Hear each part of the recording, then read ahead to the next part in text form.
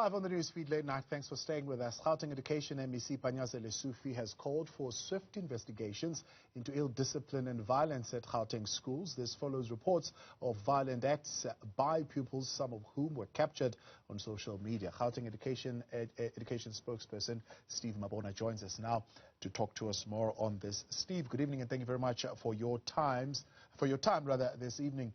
Schools, are they intervening with the immediacy that is required when these incidents arise? Thank you very much, Tabo. Indeed, schools are intervening and they do report to district offices, and districts will also report to head office. They know how serious these matters are taken, especially MEC, is quite responsive when coming to any incident that happens in around our schools. So yes, indeed, they are responsive. And there's a way on how to manage all the incidents of bullying, ill discipline, violence that we see in our schools. That's why we're saying, working with schools, we need to understand on why do we have such a number of these cases that are actually now increasing, and those that are taking these videos as well, they also need to face the music, because you then perpetuate these incidences because you record them and share them in the social media or share them among yourselves. So it's quite concerning. Yeah.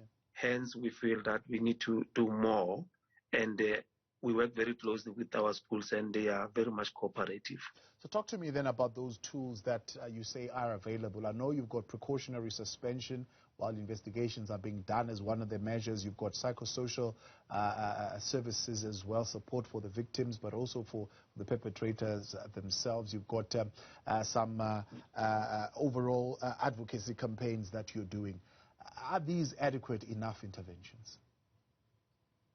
Look, the participation of parents will really yield more positive results, because ill discipline emanates from home, Tabo. We know that you can't just start at school to misbehave or to be ill disciplined. You start at home and you come at school and you behave in that fashion. So we want to call upon parents to cooperate, make sure that they work very closely with the SGBs, very close with the schools. When they are called upon to come at school, they need to respond and make sure that they assist to interact with their children to say, when you are going to school, this is what you want to achieve. You are not going to school to be disciplined, and make sure that they adhere to the code of conduct, because the code of conduct is crafted by parents. It's them who say, as children, as our children, you need to behave in this fashion.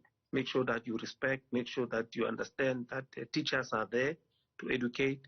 Don't also disrespect teachers, because that's where the problem is. If you can't listen to teachers, it means you can't even listen to your parents.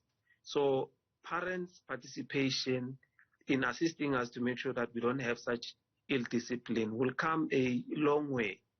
And then anyone in the schooling community must also then assist us to participate in that. But children as well, they need to understand that when they are at school, they need to focus on their books. If there's a misunderstanding, there are educators that are linked to the police. There are educators that will be probably operate as an educator liaison between the educators and children. And we have in a police station a police officer that will be attached to a school. So in the event of anything, we are in a position to work with all those relevant authorities. But you don't need police before anything happens. You need an educator that is going to interact with a learner that is a grievance or is aggrieved or is a complaint, to say this is what is happening, so that we can then alleviate any form of ill discipline that will come, along the way. Yeah. playground monitoring or playground invigilation, so to speak, is one of the things that some experts have been calling for, that teachers need to be more active, particularly in that role, maybe in a sense curb these incidents before they happen? But maybe you might have witnessed that most of these incidences, they happen outside the school environment. So it will be probably, expecting too much from teachers for them to be outside the school premises. But when they witness some of this, they do, to a certain extent, go outside. But it's too much, because when you look at what happens outside, it becomes probably too dangerous for them, becomes a challenge for them to be always outside. But they do monitor within the school premises, and also they do go outside, because they know that most of the children, they will be waiting for transport outside the school, and that monitoring will then be required. But often at times it will be a distance away from the entrance, because they would have, having their own plans to say, this is what we want to do. And, when we are ill-disciplined, we will always have a plan on say, how do we do this? Because if they have time, some of them to have to record this, we can tell that they would have probably witnessed, something coming from the school premises, going out, and have time to record this. That's why we say those that are recording as well, they are taken through disciplinary process, so that we can then stop this practice of, taking video footages that will then be going viral. I suppose that's just not to save the embarrassment of the department to say, well, this is what's happening in your schools, because at least what this has allowed for many to be exposed to is the real situation on the ground. If those cameras were not there, I'm not saying they should not be disciplined, but what I'm saying is if those cameras are not there, most of the instances would happen without even yourself knowing they're happening. No. Most of these incidences, before even we hear about a recording, some of them will receive a report. Some, on the basis of a recording, when we inquire, we find that the school has actually started with the process of acting.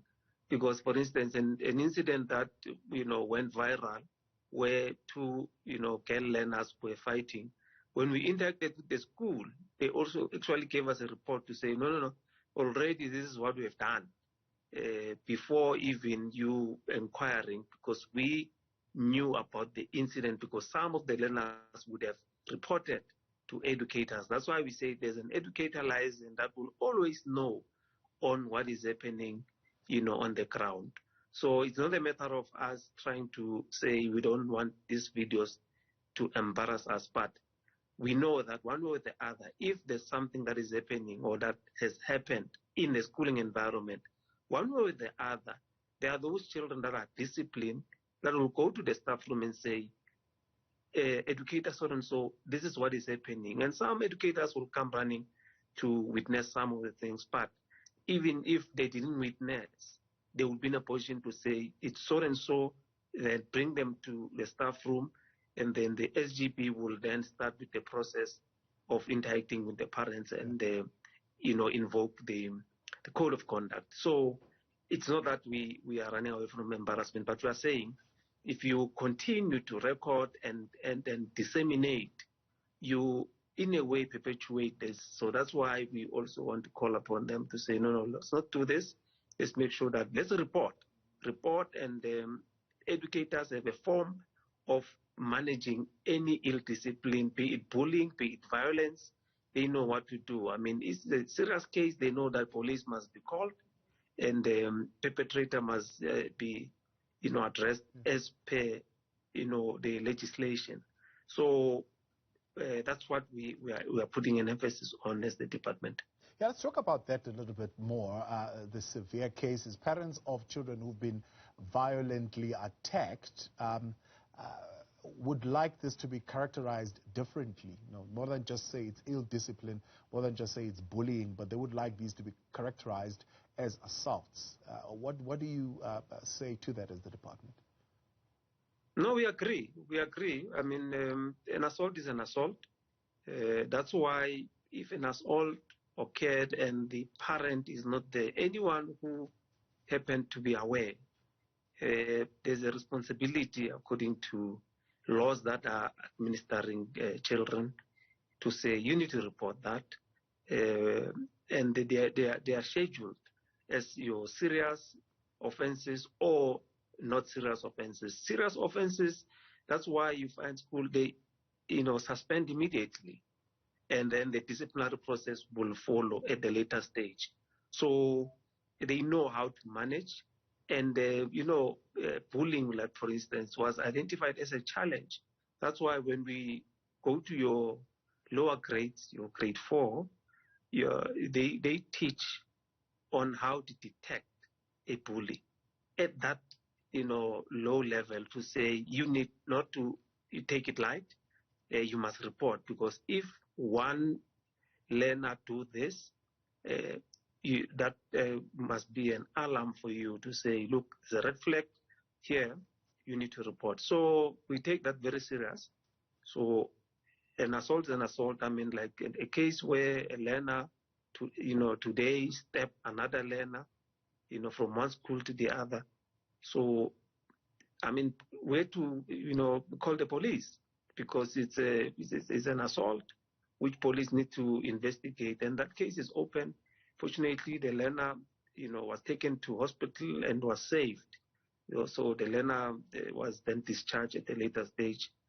So we are quite very much happy about that, because we didn't have any fatality. But the perpetrator must then face the music. Overall, the ill discipline of the learners who, even when, for example, a matter of this nature is raised with the educators are trying to intervene, they would insist to say, look, I'm going to get out of here, and I know where they live, and I'll still sort them out. What does the department say in a situation like that? Look, there's what we call expulsion, but expulsion must then be informed by what is it that the learner did. Then they will recommend to the HOD to say this learner must be expelled.